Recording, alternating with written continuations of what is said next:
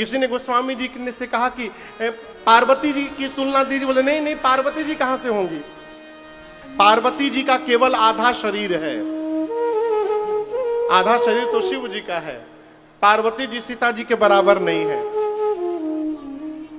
किसी ने कहा कि सरस्वती जी, बोले नहीं, बहुत बोलती है वो, सरस्वती जी बहुत बोलती, मुखर है, सरस्वती जी भी बराबर नहीं है सीता जी की। एक ने कहा लक्ष्मी जी, अरे कहा बोल रहे हो, लक्ष्मी जी का भाई विष है। लक्ष्मी जी का भाई कौन है? विष। लक्ष्मी जी भी इतनी सुंदर नहीं है।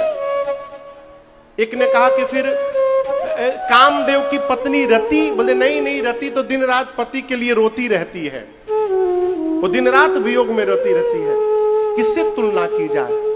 तो मां की सुंदरता की तुलना करने के लिए आज पूज्यपाद गोस्वामी तुलसीदास जी ने एक नई लक्ष्मी जी का प्राकट्य कराया।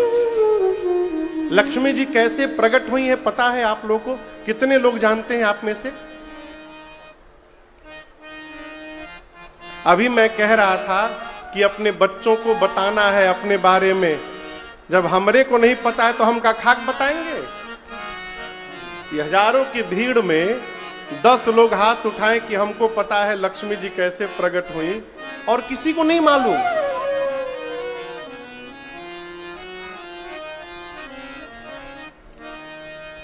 अमृत के लिए समुद्र का मंथन किया गया। किसके लिए? अमृत के लिए। क्षीर सागर का मंथन किया गया। देवता और दैत्य मिलकर के मंथन किए। मंथन समझते हैं ना? माठा जब महा जाता है, महात है वो, मथा जाता है, उसी प्रकार क्षीर सागर का मंथन हुआ। मंदार पर्वत है बिहार में, मंदार, उसी मंदार पर्वत को मथनी बनाया गया। अब वो नीचे बालू है तो उसमें फंस जाएगा, वो घूमेगा कैसे? तो भगवान श्री हरि ने कच्छप अवतार लिया, कछुआ का अवतार हुआ भगवान का। कच्छप अवतार जाकर भगवान समुद्र के अंतस्थल पर बैठे और उनके पीठ पर मंदार पर्वत को रखा गया। मंदार पर्वत मथनी बना। अब वो मथा कैसे जाएगा? डोरी। तो वासुकी सर्प को उसके चारों ओर लपेटा गया। किस पर? मंदार पर्वत पर। एक छोर को देवता पकड़े, एक छोर को दैत्य पकड़े, और दोनों उसे पकड़कर मथना शुरू हुआ। क्यों? अमृत के लिए मथा गया, अमृत के लिए। उसमें से अमृत नहीं, 14 रत्न निकले। कितने रत्न? 14। उसी में से विष भी निकला। सबसे पहले जहरवे निकला जो भगवान शंकर पान किए। उन्हीं 14 रत्नों में से एक लक्ष्मी जी भी प्रकट हुई है समुद्र मंथन से। इसलिए इनको सिंधु की, समुद्र की बेटी भी कहा गया, सिंधु तनया, सिंधु सुता। तो यहां गोस्वामी जी आज एक नए लक्ष्मी जी का प्राकट्य करा रहे हैं। आप दर्शन करिए। बाबा कहते हैं, जौ छवि सुधा पयोनिधि हो। वहां तो क्षीर सिंधु का मंथन हुआ, यहां छवि रूपी अमृत का समुद्र हो। समुद्र किसका हो? छवि रूपी अमृत का समुद्र हो। और परमारूपमय कच्छप सोई। छवि के समुद्र के भीतर परम रूप ही कछुआ बनकर के बैठ जाए, और उस परम रूप रूपी कछुआ के ऊपर शोभा रजु मंदर सिंगारू। उस परम रूप में कछुए के पीठ पर श्रृंगार का पर्वत ला के रख दिया जाए। किसका? श्रृंगार का। और उस श्रृंगार के पर्वत पर रस्सी के रूप में शोभा को ही रस्सी बनाकर लपेट दिया जाए। शोभा की रस्सी को श्रृंगार के पर्वत पर लपेटा जाए।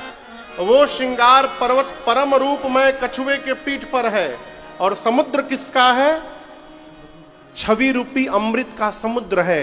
और उस शोभा की रस्सी को अपने हाथ में स्वयं कामदेव पकड़ के मंथन करे उस छवि रूपी अमृत का।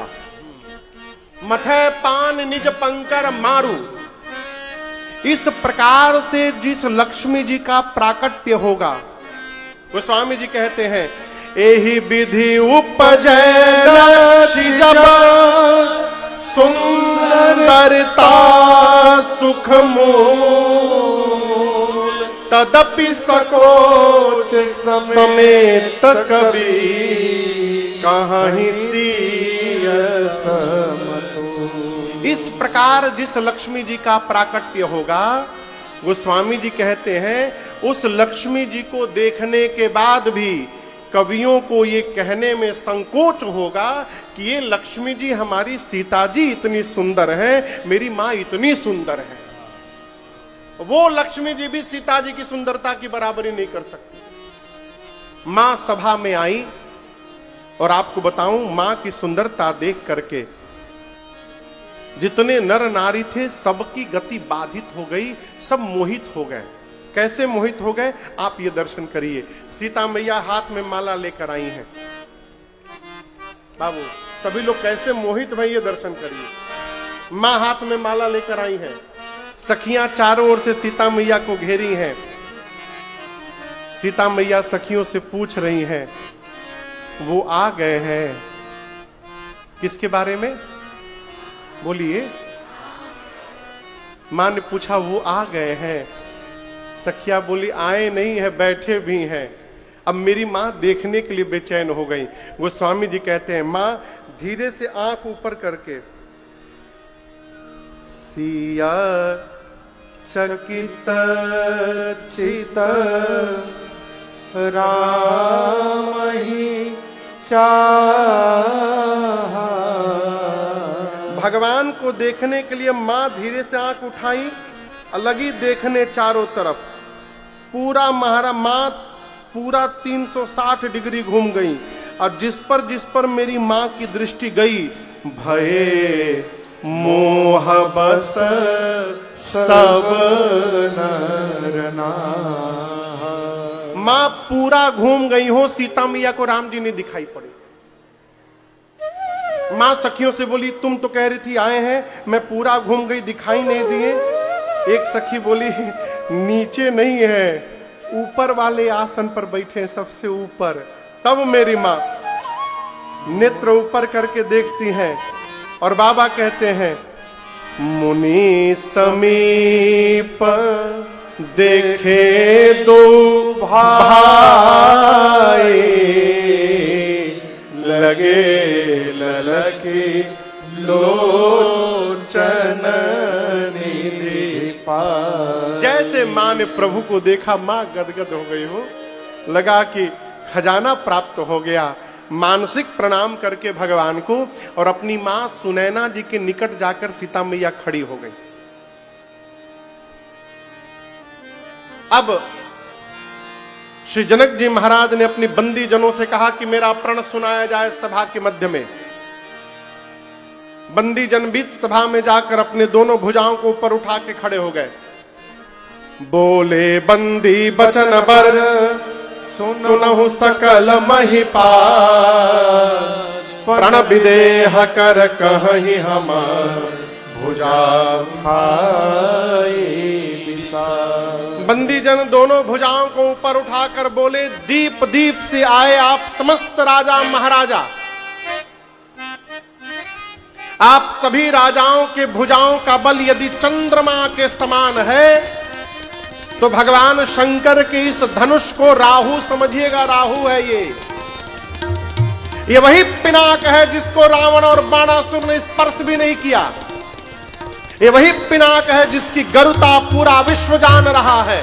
आज इस राज समाज में आप में से जो भी राजा आकर इस धनुष को उठाएगा, झुकाएगा और इसकी प्रशंसा चढ़ाकर इसको तोड़ेगा, त्रैलोक्य में उस राजा की जय जयकार होगी। और हम कहते हैं, हमारे महाराज श्री जनक जी की लाडली ऋषि जानकी जू बिना कुछ मन में विचार किए उस वीर का वर्ण कर लेंगी। यही हमारे महाराज जनक की प्रतिज्ञा है। जैसे बंदी जनों ने प्रण सुनाया, एक साथ सैकड़ों राजा खड़े हो गए तोड़ने के लिए। बंदी जनों ने कहा बैठो, सब लोग बैठो, एक साथ मिलके तुड़ियों का एक एक करके आइए। सबसे पहले जो राजा थे उनको कहा गया चलिए आप प्रयास करिए। गोस्वामी जी कहते हैं जैसे आदेश मिला राजा खड़े हुए, परिकर बांधे उठे अकुलाई, खड़े भय, आपन मुकुट सम किए, धोती टाइट करके बांधे कहीं दम लगाने में खुली न जाए। व्यायाम किए थोड़ा और जाने के पहले अपने इष्ट को मन ही मन प्रणाम किए। कहा प्रभु आई एम गोइंग, थोड़ी कृपा करिएगा प्रभु, हमसे ही आज टूट जाए। जैसे राजा ने अपने भगवान से कहा प्रभु हमसे टूट जाए, उस सभा में कम से कम 10,000 राजा थे। कितने राजा? 10,000। जब एक राजा अपने भगवान से बोला प्रभु हमसे टूट जाए, तो जो 9,999 बैठे थे वो तुरंत अपने भगवान से बोले प्रभु बचाइएगा, एकरा से ना टूटने पावे। अब कहां एक राजा, कहां हजारों राजा, कहो। गोस्वामी जी कहते हैं राजा जाके तमक ताक किसी बधन उधराई, उठाई न कोटि भांति बल करई, करोड़ प्रकार यत्न करते हैं बैठकर घसीट कर। जब धनुष तिल मात्र नहीं खिसका अपने स्थान से, लाख प्रयास करने के बाद राजा धनुष को छोड़कर सिर नीचे झुकाकर अपने आसन पर जाने लगे। उधर से दूसरा राजा चला है मैं तोड़ के दिखाऊंगा, मैं तोड़ूंगा। तो जो राजा वापस जा रहा था वो राजा मन में बोला हाँ जा जा जा जा जा, उठाइब तो बुझाई जा। एक एक करके राजा आते गए हो, तोड़ना तो बहुत दूर की बात है। किसी भी राजा ने धनुष को धरती से तिल मात्र भी इधर उधर नहीं खिसकाया।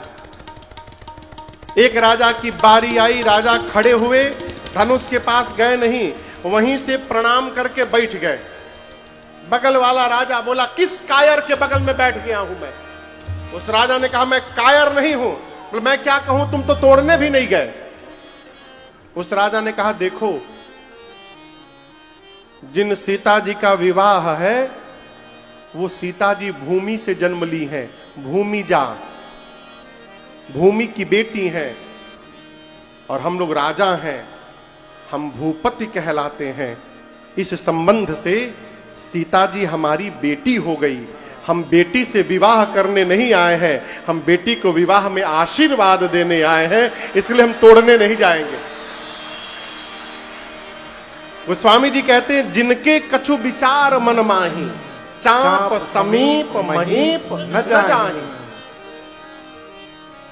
जब किसी भी राजा से धनुष नहीं हिला ना, तो राजाओं ने मीटिंग की, चलो गठबंधन कर लेते हैं। क्या कर लेते हैं? हाँ। सभी लोग मिल के तोड़ देते हैं, एक साथ मिल जाते हैं सब लोग। ये बहुत बढ़िया फार्मूला है। एक आदमी को हराना है तो सब लोग एक साथ जुटिया जाओ, लेकिन कितनों जुटियाओगे वो हारने वाला नहीं है। राजा बोले मिल के तोड़ देंगे, एक ने कहा मिल के तोड़ देंगे तो बियाहवा केकरी संग है होई। एक राजा ने कहा पहले टूटने दो, उसके बाद निर्णय करेंगे। एक काम करेंगे, हम लोग आपस में लड़ी लेंगे, तोड़ने के बाद हम आपस में लड़ेंगे, जो विजेता होगा उससे विवाह हो जाएगा। राजा बोले स्वीकार है। 10,000 राजा, कितने राजा? 10,000। बाबा बोले ए जी भूप सहस दस एक बारा, भूप सहस दस एक बारा, लगे उठावन टरे न तारा, लगे उठावन टरे न तारा, लगे उठावन टरे न तारा।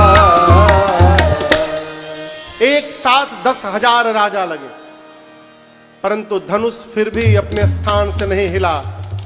सब नृप भये जो उपहासी। सारे राजा उपहास के पात्र बन गए। धनुष के हाथों अपनी कीर्ति, अपनी वीरता गंवा करके और अपने अपने आसन पर जाकर सिर नीचे झुकाकर समस्त राजा बैठ गए। जब किसी भी राजा से धनुष नहीं हिला न हो, ये दृश्य देखकर जनक जी महाराज आवेश में आ गए। खड़े हो गए जनक जी, राजाओं को संबोधित करके कहने लगे, दीप दीप से आए आप समस्त राजा महाराजा। ये ना कोई समझे कि मैं किसी को पहचान नहीं रहा हूं।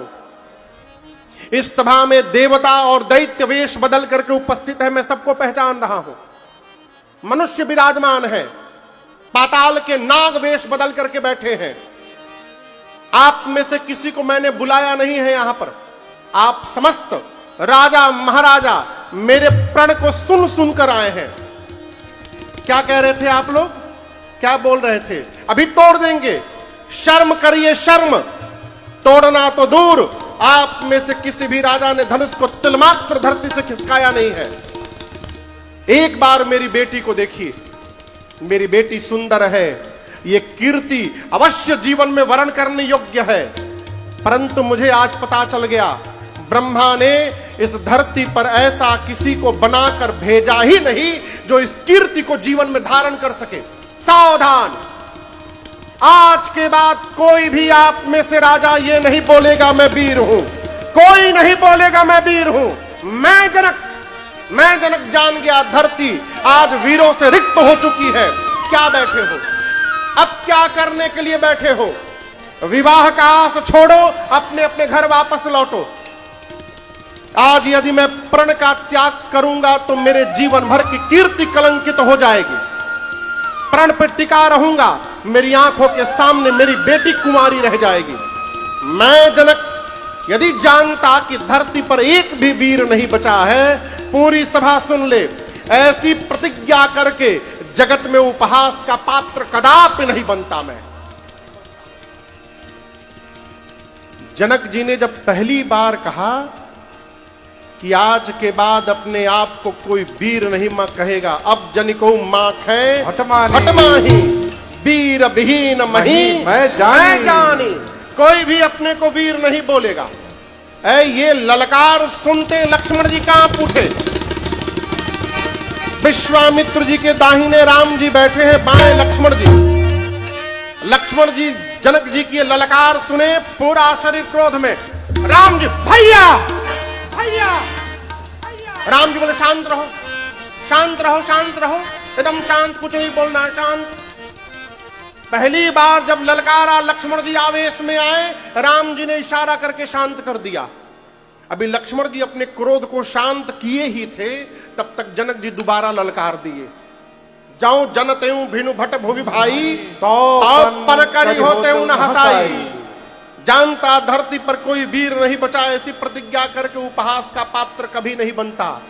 दूसरी बार जब ललकारा ना, पहली बार ललकारा तो लक्ष्मण जी राम जी को देखे थे, दूसरी बार ललकारा लक्ष्मण जी राम जी को देखबे नहीं किए, कूद पड़े। कूद ही पड़े हो। वो स्वामी जी कहते हैं लक्ष्मण जी जैसे सुने और फड़कने लगे, नेत्र के मानो अंगार बरसने लगा, पूरा शरीर कांपने लगा। राम जी बोले क्या कर रहे हो? लक्ष्मण जी बोले भैया क्षमा करिएगा, क्षमा करिएगा भैया। रघुवंश का एक छोटा सा बालक जहां पहुंच जाए, इस धरती पर किसी की औकात नहीं कह दे कोई वीर नहीं बैठा। आपके रहते आप विद्यमान है, और जनक ने कहा कैसे कोई वीर नहीं है? मैं बताऊं वीर कौन है?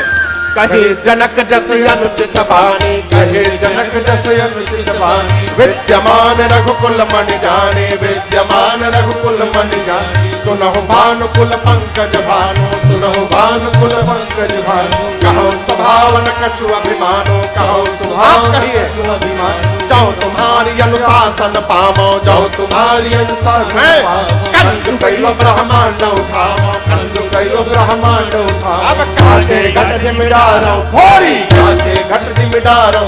अब सकौ मेरु मूलक जिम तोरे, सकौ मेरु मूलक जिम तोरे, तो प्रताप महिमा भगवाना, तो प्रताप महिमा भगवान। अब खो बापुरो बिना कपुराना, खो बापुरो बिना कपुराना, नाथ जानियस आयस हो, नाथ जानियस आयस हो, मैं कौतुक करो बिलोकियस हो, कौतुक करो बिलोकियस हो। अब कमल नाल जिम चाप चढ़ावो, कमल नाल जिम चाप चढ़ावो, जो जन सत प्रमाण लय धावो, जो जन सत प्रमाण लय धावो, जो जन सत प्रमाण लय धावो, जो जन सत प्रमाण लय धावो। तोरौ छत्रक दंड जिमि, तो प्रताप बलना, जो करो प्रभु पद समथ, कर न धरो धनु।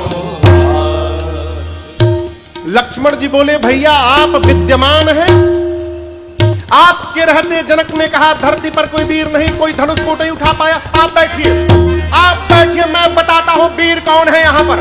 पूरी सभा सुन ले, यदि भैया आज्ञा दे दे, ये धनुष क्या है, आज मैं पूरे ब्रह्मांड को वैसे उछाल दूंगा जैसे बच्चे गेंद उछाल देते हैं। केवल उछालूंगा नहीं, ब्रह्मांड को हाथ से मारकर खंड खंड कर दूंगा। बच्चे खेत से जैसे मूली ले आते हैं, सुमेर पर्वत को छिन्न भिन्न कर दूंगा। केवल उठाऊंगा नहीं, धनुष को उठाकर 100 योजन तक दौड़ कर दिखा दूंगा। और यदि नहीं कर पाया प्रभु, आपके चरणों की सौगंध लेता हूं, लक्ष्मण जीवन में कभी अपने हाथ में धनुष बाण को धारण नहीं करेगा। लक्ष्मण जी गर्जे मिथिला में, धरती की गति देखिए। लखन सको बचन जे बोले, जगमगानी मैं देगर रोरे, जगमगानी मैं देगर रोरे, जगमगानी मैं देगर रोरे। लक्ष्मण जी गर्जे, बोले जैसे बच्चे बरसात के निकले छत्र को रौंद देते हैं, मैं धनुष को कर दूंगा। कमल की नाल को बच्चे जैसे खंड खंड करते हैं, मैं धनुष को खंड खंड कर दूंगा। पूरी धरती कांपने लगी, डोलने लगी, राजाओं का आसन डोलने लगा, हिलने लगा।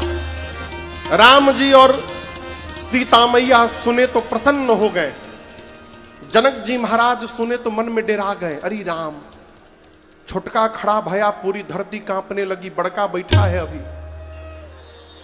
अब विश्वामित्र जी सुने लक्ष्मण जी की ललकार तो सिंहासन से कूद पड़े, बोले बाह चेला, का ललकार ले बाय मेरा।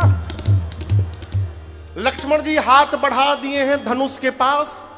राम जी से कहते हैं भैया आप कहिए तो तोड़ दूं अभी। राम जी मन में सोचे तोड़ना हमको है, ये छुटके तैयार है तोड़ने के लिए। विश्वामित्र जी लक्ष्मण जी की भाव भंगिमा देखे, राम जी से बोले जल्दी बुलाओ, कहीं तोड़ ही मत दे वो, जल्दी बुलाओ उसको। लक्ष्मण जी राम जी को देख रहे हैं। राम जी ने आंख से इशारा किया, भाई साहब you have done your work, come here. शयन ही रघुपति लखन निवारे, शयन ही रघुपति लखन निवारे, प्रेम समेत निकट बैठारे, प्रेम समेत निकट बैठारे। राम जी ने लक्ष्मण जी को अपने पास में बिठाया, पीठ थपथपाया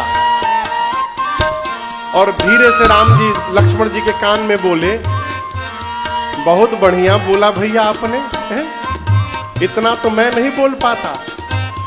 लक्ष्मण जी बोले अभी तो केवल बोला था मैं, आप यदि इशारा करते ना तो मैं तोड़ के भी दिखा देता।